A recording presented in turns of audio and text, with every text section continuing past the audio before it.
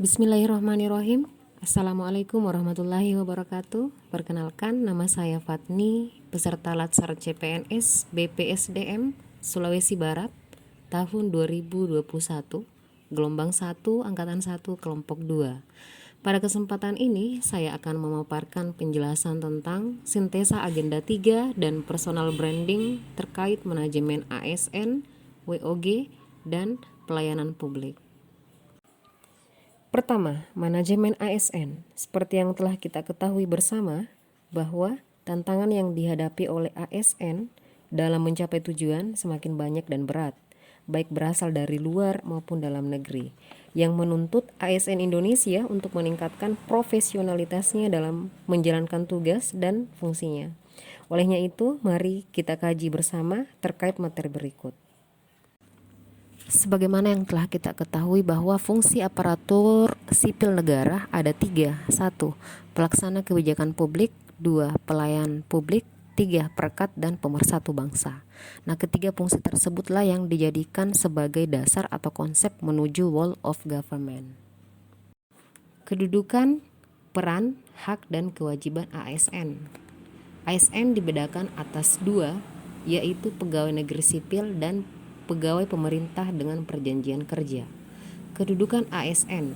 Pegawai ASN berkedudukan sebagai unsur aparatur negara yang menjalankan kebijakan yang ditetapkan oleh pimpinan instansi pemerintahan serta harus bebas dari pengaruh dan intervensi semua golongan dan partai politik. Selanjutnya, peran ASN. Peran ASN adalah perencana, pelaksana, dan pengawas penyelenggaraan tugas umum pemerintahan dan pembangunan nasional melalui pelaksanaan kebijakan dan pelayanan publik yang profesional, bebas dari intervensi politik, serta bersih dari praktik korupsi, kolusi, dan nepotisme. Tugas ASN. Adapun tugas ASN di sini adalah 1. Melaksanakan kebijakan yang dibuat oleh pejabat pembina kepegawaian sesuai dengan ketentuan peraturan perundang-undangan. 2. Memberikan pelayanan publik yang profesional dan berkualitas. 3. Mempererat persatuan dan kesatuan negara Republik Indonesia. Berikut akan dijelaskan tentang hak dan kewajiban ASN. Telah dijelaskan sebelumnya bahwa ASN dibedakan atas 2, yaitu PNS dan P3K. PNS berhak memperoleh 1. Gaji, tunjangan dan fasilitas. 2. Cuti. 3. Jaminan pensiun dan jaminan hari tua. 4. Perlindungan. Dan yang kelima, pengembangan kompetensi. Sedangkan untuk P3K berhak memperoleh 1. Gaji dan tunjangan. 2. Cuti. 3. Perlindungan. Dan yang keempat, pengembangan kompetensi. Sehingga bisa kita simpulkan bersama yang menjadi perbedaan antara hak PNS dan hak P3K terdapat pada jaminan pensiun dan jaminan hari tua. Selanjutnya, kewajiban ASN. ASN memiliki kewajiban 1. Setia dan taat pada Pancasila, Undang-Undang Dasar 1945, NKRI, dan pemerintah yang sah. 2. Menjaga persatuan dan kesatuan bangsa. 3. Melaksanakan kebijakan yang dirumuskan pejabat pemerintah yang berwenang. 4. Menaati ketentuan peraturan perundang-undangan. 5. Melaksanakan tugas kedinasan dengan penuh pengabdian, kejujuran, kesadaran, dan tanggung jawab. 6. Menunjukkan integritas dan keteladanan dalam sikap, perilaku, ucapan, dan tindakan kepada setiap orang, baik di dalam maupun di luar kedinasan. 7. Menyimpan rahasia jabatan dan hanya dapat mengemukakan rahasia jabatan sesuai dengan ketentuan perundang-undangan. Dan terakhir 8. Bersedia ditempatkan di seluruh wilayah negara kesatuan Republik Indonesia. Materi kedua, pelayanan publik. Pengertian pelayanan publik.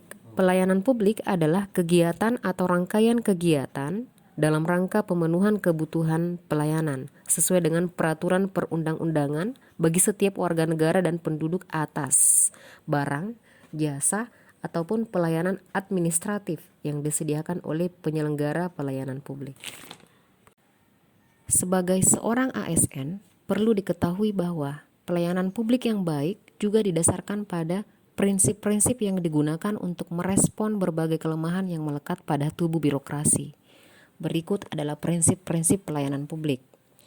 Kesederhanaan, kejelasan, kepastian waktu, akurasi, keamanan, tanggung jawab, kelengkapan sarana dan prasarana, kemudahan akses, kedisiplinan, kesopanan, keramahan, dan kenyamanan. Selain prinsip-prinsip pelayanan publik, terdapat juga prinsip-prinsip pengembangan profesionalisme administrasi pelayanan publik, yaitu 1. Meningkatkan kualitas pelayanan dengan biaya yang lebih efisien. 2. Justifikasi didasarkan atas dasar pertimbangan yang objektif dan komprehensif. 3. Sejauh mungkin pelayanan publik diserahkan kepada sektor swasta jika memang lebih baik dan efisien. Demikian penjelasan tentang pelayanan publik. Selanjutnya kita masuk ke materi ketiga, yaitu konsep WOG atau Whole of Government.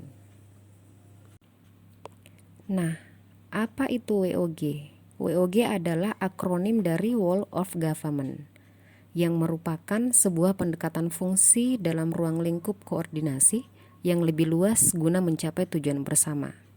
Tujuan bersama di sini dalam hal 1. Pembangunan kebijakan, 2. Manajemen program, dan yang ketiga pelayanan publik. Terdapat beberapa alasan yang menyebabkan mengapa WOG menjadi penting dan tumbuh sebagai pendekatan yang mendapatkan perhatian dari pemerintah. Yaitu alasan pertama, adanya faktor eksternal seperti dorongan publik dalam mewujudkan integrasi kebijakan.